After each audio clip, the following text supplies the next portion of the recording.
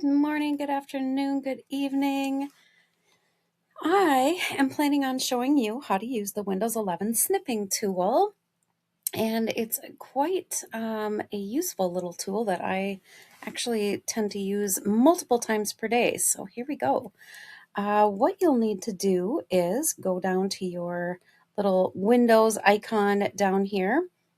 Now, there is a faster way to do this, but I'm going to show you the long way first, which is in this little box. Start to click or type in snipping tool, and bada bing, bada boom.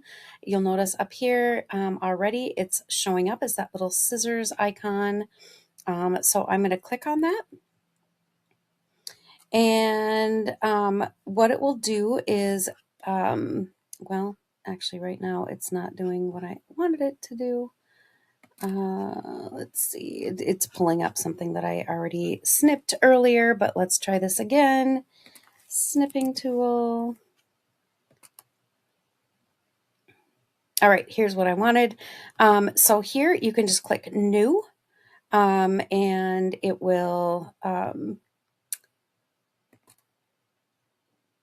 kind of gray out your screen, if you will. And there's this little plus button, and I can take like just this, which I think is pretty cool.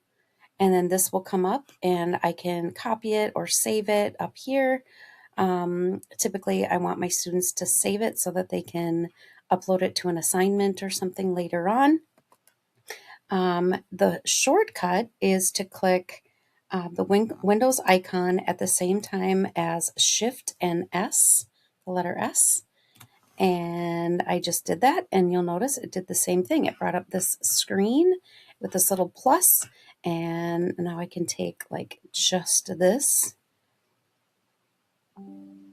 and mark up and share.